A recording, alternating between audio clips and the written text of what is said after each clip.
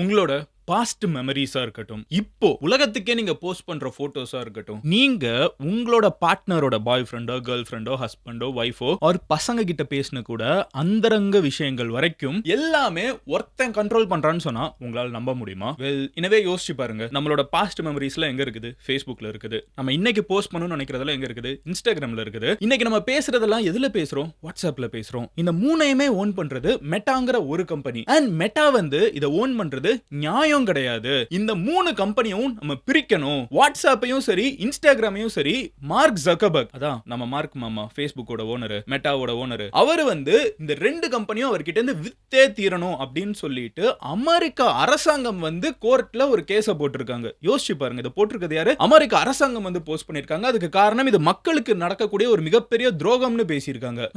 என்னலாமோ சொல்ற அப்படின்னு தானே கேக்குறீங்க. ஒரு மிகப்பெரிய டெக் பூகம்பம் வந்து இப்போ யூஎஸ்ல நடந்துட்டு இருக்குது. அண்ட் அது நிறைவேறுச்சுனால் நீங்க நானு இங்க இன்ஸ்டாகிராம், வாட்ஸ்அப், Facebook யூஸ் பண்ணாத ஆளே கிடையாது. கண்டிப்பா இந்த மூணுல ஏதாவது ஒன்னு யூஸ் பண்ணுவோம். நம்ம அத்தனை பேரும் டைரக்டாவோ இன்டைரக்டாவோ நம்மளோட வாழ்க்கையில சில சேஞ்சஸ் பார்க்க ஆரம்பிப்போம். எப்படி அப்படிங்கறதானே கேக்குறீங்க. அதெல்லாம் தான் உங்ககிட்ட டீடைலா சொல்ல போறேன். பட் அதெல்லாம் பார்க்க ஆரம்பிக்கிறதுக்கு முன்னாடி, ஹலோ எவ்ரிவன், நான் Madan Gowri and hello my dear MG squad. இந்த மாதிரி எக்ஸைட்டிங்கான கான்டென்ட் நீங்க டெய்லி பார்க்கணும்னு நினைச்சீங்கன்னா மதன் கௌரி சேனலை சப்ஸ்கிரைப் பண்ணி MG ஸ்குவாட்ல சேருங்க. சேர்ந்துட்டீங்களா? சப்ஸ்கிரைப் பண்ணிட்டீங்களா? நம்மளால ஓகே. நான் இப்போ உங்ககிட்ட எக்ஸ்பிளைன் பண்ண ஆரம்பிக்கிறேன். முதல் விஷயம் என்ன அப்படின்னு பாத்தீங்கன்னா, ஃபெடரல் ட்ரேட் கமிஷன் அப்படின்னு சொல்லப்படக்கூடிய ஒரு பர்டிகுலர் அமைப்பு வந்து அமெரிக்கால இருக்குது. இவங்க யாருன்னு பாத்தீங்கன்னா, கம்பெனிஸ்குள்ள வந்து நியாயமா பிசினஸ் நடந்துட்டு இருக்கா, ஏதாவது கம்பெனி வந்து மத்தவங்கள வளரவே விடாம ஏதாவது பிரச்சனை பண்ணிட்டு இருக்கானா, மக்களுக்கு துரோகம் பண்றானா, இந்த மாதிரி கம்பெனிக்கெல்லாம் செக் வைக்கக்கூடிய ஒரு கமிஷன் தான் வந்து ஃபெடரல் ட்ரேட் கமிஷன், FTC. இந்த ஃபெடரல் ட்ரேட் கமிஷன் வந்து ட்ரம்ப் இதுக்கு முன்னாடி ஆட்சியில இருந்தப்போ ட்ரம்ப் இருந்தாரு, அதுக்கப்புறம் ஜோ பைடன் வந்தாரு, இப்போ மறுபடியும் ட்ரம்ப் வந்திருக்காரு. கரெக்ட்டா? சோ முதல் முறை ட்ரம்ப் பதவியில இருந்த காலகட்டத்தில் ஒரு கேஸ வந்து மெட்டா அப்படிங்கிற இந்த கம்பெனி மேல போடுறாங்க. மெட்டாங்கிற கம்பெனி எது? மெட்டாங்கிற ஒரு பேரண்ட் கம்பெனிக்கு கீழ தான் 4 மிகப்பெரிய கம்பெனிஸ் இன்னைக்கு உலக அளவுல இருந்துட்டு இருக்குது. ஃபர்ஸ்ட் என்னது? Facebook, இரண்டாவது என்னது? WhatsApp, மூணாவது என்னது? Instagram, நாலாவது என்னது? Thread. இந்த 4 ஆப்புமே வந்து பாத்தீங்கன்னா மெட்டாங்கிற ஒரு கம்பெனிக்கு கீழ தான் இருக்குது. அப்போ ட்ரம்போட அரசாங்கம் இதுக்கு முன்னாடி நடந்துட்டு இருக்கப்போ, கிட்டத்தட்ட 5 வருஷத்துக்கு முன்னாடி நடந்துட்டு இருக்கப்போ, அவங்க என்ன சொன்னாங்கன்னா, மார்க் ஜுக்கர்பர்க்ங்கிற இந்த ஒரு ஆள் வந்து உலகத்துல இருக்கிற எல்லா மக்களோட எல்லா விதமான கம்யூனிகேஷனையும் கண்ட்ரோல் பண்ணிட்டு இருக்காங்க. இது நியாயம் கிடையாது. அவங்களுக்கு காம்படிஷனா ஏதாவது கம்பெனி வளர்ந்து வந்துச்சுன்னா அவங்கள ஒண்ணு வளரவே விடாம அழிச்சிடுறாங்க, இல்ல வாங்கி அவங்களுக்குள்ள தூக்கி போட்டு அவங்களுக்கு ஏத்த மாதிரி மாத்திடுறாங்க. அதனால இந்த கம்பெனியை அவங்க வித்தே தீரணும், அவங்க இந்த மாதிரி வச்சுக்க கூடாது, இது ரொம்ப தப்பானது அப்படின்னு சொல்லிட்டு அமெரிக்க மக்களின் சார்பா FTC, ஃபெடரல் ட்ரேட் கமிஷன்ங்கிறவங்க வந்து அமெரிக்கால ஒரு கோர்ட்ல வந்து கேஸ் தொடுக்குறாங்க. ஓகேவா? இது எப்போ நடக்குது? போன ட்ரம்ப் அட்மினிஸ்ட்ரேஷன்ல. அதுக்கப்புறம் ஜோ பைடன் வந்து ஆட்சிக்கு வராரு. அந்த கேஸ் பாதியில இருக்கப்போ ஜோ பைடன் ஆட்சிக்கு வந்துடுறாரு. இந்த கேஸ் வந்து பெருசா சீரியஸா போகல. அதுக்கப்புறம் 4 வருஷம் டார்மெண்டா இருக்குது. இப்போ மறுபடியும் ட்ரம்ப் ஆட்சிக்கு வந்ததுக்கு அப்புறம் இந்த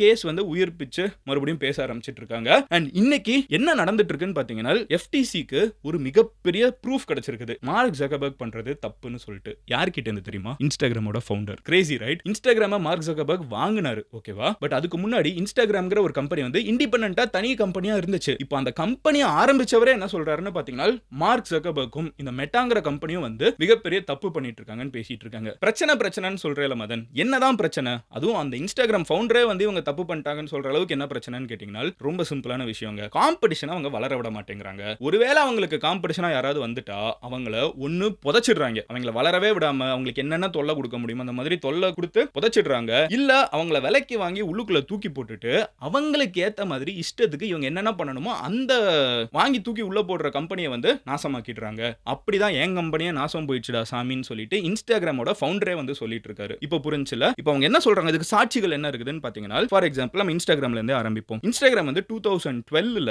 பல பேர் யூஸ் பண்ணிட்டு இருந்தப்போ, இன்னையில இருந்து 13 வருஷத்துக்கு முன்னாடி, ஓகேவா? 2012 13 வருஷத்துக்கு முன்னாடி இன்ஸ்டாகிராம்ல வந்து மொத்தமே 13 பேர் தான் வேலை பார்த்துட்டு இருந்தாங்க. ஓகேவா? 13 வருஷத்துக்கு முன்னாடி 13 பேர் வேலை பார்த்துட்டு இருந்தாங்க.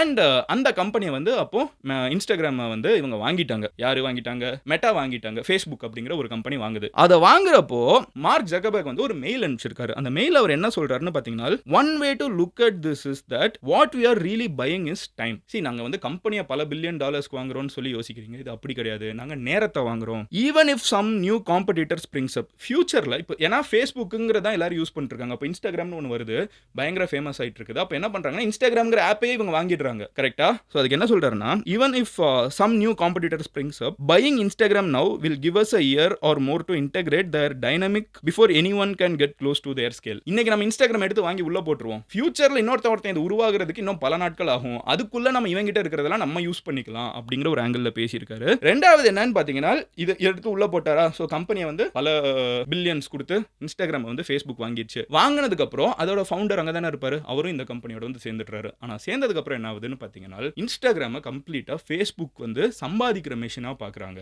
இன்ஸ்டாகிராம் அப்படிங்கிறது வந்து ஆரம்பிக்கிறப்போ இருந்தது ஃபோட்டோகிராஃபியில் யார் யார் இன்ட்ரெஸ்ட் இருக்காங்களோ அவங்க ஃபோட்டோஸ் போடணும், ஃபோட்டோஸ் பார்க்கறதுக்கு யார் யார் இன்ட்ரெஸ்ட் இருக்காங்களோ அவங்க ஃபோட்டோஸ் என்ஜாய் பண்ணணும். இதுதான் அவங்களோட மொத்த கோலே. அது ரொம்ப பேஷன் ப்ராஜெக்டாக ரொம்ப சின்னதாக, நான் சொன்ன மாதிரி 13 பேர் தான் மொத்தமே வேலை பார்த்துட்டு இருந்தாங்க. அந்த கம்பெனி அவங்க வாங்கிட்டு என்ன பண்றாங்கன்னு பார்த்தீங்கன்னா இன்ஸ்டாகிராமை ஃபேஸ்புக் மாதிரி ஒரு மணி மேக்கிங் மெஷினா பார்க்க ஆரம்பிக்கிறாங்க. சுத்தி சுத்தி அட்வர்டைஸ்மெண்ட்ஸ். இன்னைக்கு இன்ஸ்டாகிராம் போனீங்கனாலே உங்களுக்கு வந்து இன்டகிரேஷன் விடுங்க, பை டிஃபால்ட்டே இன்ஸ்டாகிராம் த்ரோ பண்ற அட்வர்டைஸ்மெண்ட் இருக்கும்ல, ஏகப்பட்ட அட்வர்டைஸ்மெண்ட் இன்னைக்கு வந்துட்டு இருக்கிறதெல்லாம் வந்து இன்ஸ்டாகிராமோட ஃபவுண்டருக்கே பிடிக்கல. அதனால அவர் என்ன பண்றாருன்னு பார்த்தீங்கன்னா 2018ல நீயும் வேணாம் உங்க கம்பெனியும் வேணாம்னு சொல்லி கிளம்பி போயிட்டாரு. இது இன்ஸ்டாகிராமோட கேஸ். வாட்ஸ்அப்புக்கு இதே தான் நடந்திருக்குது. 2014ல வாட்ஸ்அப்புக்கு மொத்தமே 55 பேர் தான் கம்பெனியோட ஸ்ட்ரென்த். ஓகேவா? அப்போ வாட்ஸ்அப்பை வந்து அவங்க மறுபடியும் என்ன பண்றாங்கன்னு பார்த்தீங்கன்னா ஒரு மெயிலில் நியூட்ரலைஸ் பண்ணணும் அப்படிங்கிறாங்க. இது போர்ல யூஸ் பண்ணுவாங்க. எதிரி ஒருத்தன் இருக்கானா அவனை வந்து துவம்சம் பண்றதுக்கு யூஸ் பண்ணக்கூடிய ஒரு வேர்டு, அவனை வந்து ஆயுதம் இல்லாம அவனை வந்து ஒரு மாதிரி மொக்கையாக்குறதுக்கு வந்து யூஸ் பண்ணக்கூடிய ஒரு வேர்டை வந்து மார்க் ஜக்கர்பர்க் வந்து இன்டர்னலா யூஸ் பண்ணியிருக்காரு. ஓகேவா? மெயில்ல யூஸ் பண்ணியிருக்காரு. இப்போ இந்த மெயில் சாட்சிகள் இருக்குது. ரெண்டாவது என்னன்னு பாத்தீங்கன்னா இன்ஸ்டாகிராமோட ஃபவுண்டர் என்ன சொல்றாருன்னா வாட்ஸ்அப் வந்து ஒரு எந்த அட்வர்டைஸ்மெண்ட்டும் இல்லாம வெறுமனே 2 பேர் பேசிக்கிறதுக்கு நிம்மதியான ஒரு ஆப்பா இருந்த ஒரு கம்பெனியை காசு கொடுத்து வாங்கினாங்க. இன்ஸ்டாகிராம் வந்து பேஷனேட்டா போட்டோ போடணும்னு நினைக்கிறவங்களை எடுத்து காசு கொடுத்து வாங்கினாங்க.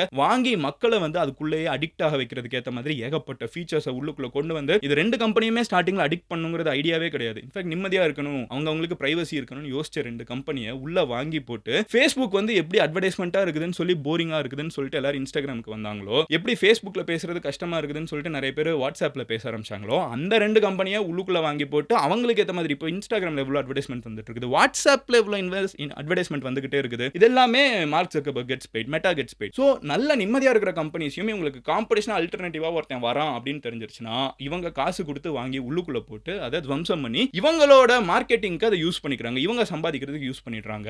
இது ஃபேர் கிடையாது. பேசிக்கா இன்ஸ்டாகிராமுக்கு வாட்ஸ்அப்புக்கு அப்படின்னு சொல்லி காம்படிஷன் ஃபேஸ்புக்கு யார் வந்தாலும் ஃபேஸ்புக் அவங்கள விழுங்கிடுது. மொத்தமா ஃபேஸ்புக்குங்கிற ஒரே ஒரு கம்பெனி மட்டும் தான் இருக்கே தவிர உங்களுக்கு காம்படிஷனா யாருமே கிடையாது. இன்னைக்கு ஒருத்தன் சோஷியல் மீடியா ஆரம்பிச்சா கூட இன்ஸ்டாகிராம் மாதிரி ஒருத்தன் வர முடியாது, வாட்ஸ்அப் மாதிரி ஒருத்தன் வர முடியாது, ஃபேஸ்புக் மாதிரி ஒருத்தன் வர முடியாது அப்படிங்கறதா வந்து ஏடிசியோட ஆர்குமெண்ட்.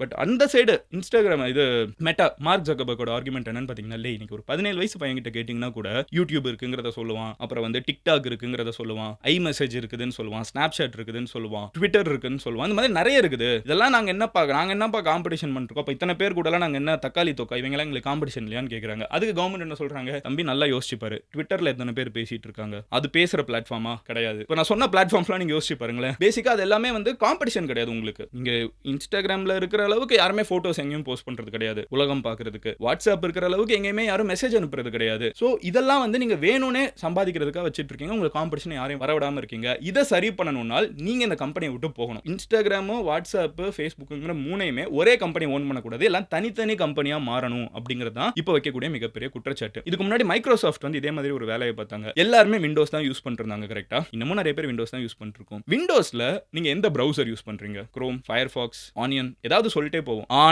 ஆனால் ஒரு காலகட்டத்தில் விண்டோஸ்ல இன்டர்நெட் எக்ஸ்ப்ளோரர் மட்டும் தான் யூஸ் பண்ண முடியும். இன்டர்நெட் எக்ஸ்ப்ளோரர்ல என்ன அட்வர்டைஸ்மெண்ட் வந்தாலும் மைக்ரோசாஃப்ட் மட்டும் தான் சம்பாதிப்பாங்க. இது ஒரு பெரிய கேஸ் ஆச்சு. அப்போ இந்த மாதிரி வந்து கேஸ் போட்டு இது தப்பு, வேற பிரவுசரே நீ வளர விட மாட்டேங்கிற அப்படின்னு சொன்னாங்க. அது கூடவே என்ன சொன்னாங்கன்னு பாத்தீங்கன்னா நீ இப்படி வளர விடாம இருக்கிறதுனால இன்டர்நெட் எக்ஸ்ப்ளோரர் வந்து ஒரு மொக்க பிரவுசர், நல்ல பிரவுசர் மக்களுக்கு போகவே மாட்டேங்குது. ஏன்னா நீங்க வந்து மைக்ரோசாஃப்ட்ல விண்டோஸ்ல நீங்க பேசிக்கா கூகுள் குரோமையோ ஆர் வந்து ஃபயர்பாக்ஸ் இந்த மாதிரி எதையுமே இன்ஸ்டாலே பண்ண முடியாது. அப்போ நெட்ஸ்கேப்னு ஒன்று இருந்துச்சு, அதெல்லாம் இன்ஸ்டாலே பண்ண முடியாது. அவன் ஒரு மாதிரி ஃபோர்ஸ்ட், அவன் மட்டும் கண்ட்ரோல்ல வச்சிருந்தான்னு சொல்லிட்டு நிறைய பிரச்சனை இருந்துச்சு. அப்ப என்ன பண்ணாங்கன்னு பாத்தீங்கன்னா உங்க கம்பெனியை பிரிக்கணும் அதுன்னு சொல்லி ஒரு வழியா எப்படி சமாளிச்சாங்கன்னா ஓகே நீ மத்தவங்களையும் இன்ஸ்டால் பண்ண விடணும்னு சொல்லிட்டு இன்னைக்கு யாருமே பேசிக்கா இன்டர்நெட் எக்ஸ்ப்ளோரரே யூஸ் பண்றது கிடையாது. எல்லாருமே வந்து இன்னைக்கு சஃபாரி, குரோம், ஃபயர்பாக்ஸ் அப்படின்னு மூவ் ஆகிட்டோம். அப்போ வந்து ஃபேரான காம்படிஷன் இருக்கிறப்போ தான் குரோம் மாதிரி ஒரு ரொம்ப ஃபாஸ்டான பிரவுசரோ, ஃபயர்பாக்ஸ் மாதிரி ஒரு ஃபாஸ்டான பிரவுசரோ, இல்ல பிரேவ் மாதிரி ஒரு சேஃபான பிரவுசரோ, பிரைவசி ப்ரொடெக்டட் பிரவுசரோ நம்மளுக்கு கிடைக்குது. சோ பேசிக்கா அரசாங்கம் என்ன சொல்லுதுன்னா காம்படிஷன் ஃபேரா இருக்கணும். இதுக்கு ஒரு எக்ஸாம்பிள் நம்ம என்ன சொல்லலாம்னா இப்போ நம்ம ஊர்ல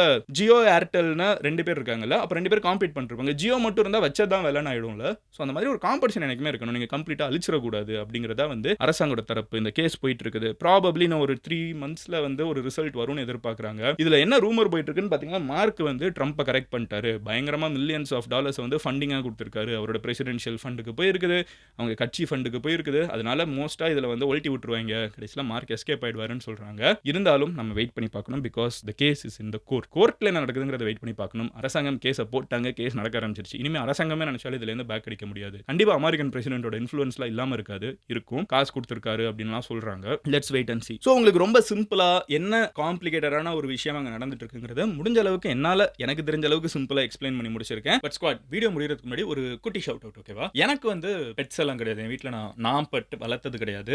பட் கண்டிப்பா ஒரு ஸ்ட்ரீட்ல போறப்போ எவ்வளோ நிறைய அனிமல்ஸ் வந்து கஷ்டப்படுதுங்கிறத நம்மளே பார்த்துட்டு இருப்போம். நம்ம பத்திரமா வீட்டுக்குள்ள இருக்கிற மாதிரி ஸ்ட்ரீட்ல வந்து அனிமல்ஸ் இருக்கிறது கிடையாது. எந்த நேரமும் எந்த வண்டினாலும் மேலே ஏறுங்கிற நிலைமை தான் இருந்துட்டு இருக்குது. ஸோ ராக்னார்ங்கிற ஒரு டாக் ஃபுட் பிராண்ட் வந்து நான் ப்ராஃபிட்டா என்ன பண்றாங்கன்னா, அவங்க செல் பண்ற ப்ராடக்ட்ஸ்ல இருந்து வரக்கூடிய ரெவென்யூவை வந்து இந்த மாதிரி ஸ்ட்ரீட்ல இருக்கக்கூடிய அனிமல்ஸோட சேஃப்டிக்கு என்ன பண்ண முடியும்னு சொல்லிட்டு மறுபடியும் அதை வந்து ஸ்ட்ரீட்ல இருக்கிற அனிமல்ஸ் மேலேயே ரீஇன்வெஸ்ட் பண்றாங்க. இன்னவே அது அவங்களோட பாதுகாப்பை வச்சுக்கிறதுக்கான ஒரு முயற்சியா இருக்குது. நீங்க இந்த மாதிரி இருக்கிற ஒரு ப்ராடக்ட்டுக்கு சப்போர்ட் பண்ணும் அப்படின்னு நினைச்சீங்கன்னா அதுக்கான லிங்க் வந்து டிஸ்கிரிப்ஷன்ல இருக்குது. போய் உங்களால முடிஞ்ச சப்போர்ட்டை கொடுங்க. So yeah, I'll see you tomorrow. And நீங்க நம்ம Trump vs meta, mark Zuckerberg, இந்த இஷ்யூல மார்க் ஜக்கர்பர்க் வந்து எத்தனை கம்பெனியை தலைமை வச்சிருந்தா என்னப்பா சரியா இருக்கிற வரைக்கும் பிரச்சனையா இல்லைன்னு நினைக்கிறீங்களா? அப்படி கிடையாது. ஒருத்தன் கையில எல்லா பவரும் சேரக்கூடாதுன்னு நினைக்கிறீங்களா? உங்களோட ஒப்பீனியன் என்னங்கிறத கமெண்ட்ல சொல்லுங்க. நாளைக்கு நான் உங்களோட ஒரு வீடியோல பார்க்குறேன். Until then, bye. Madan Gauri signing off here. Love you all. Take care. Bye.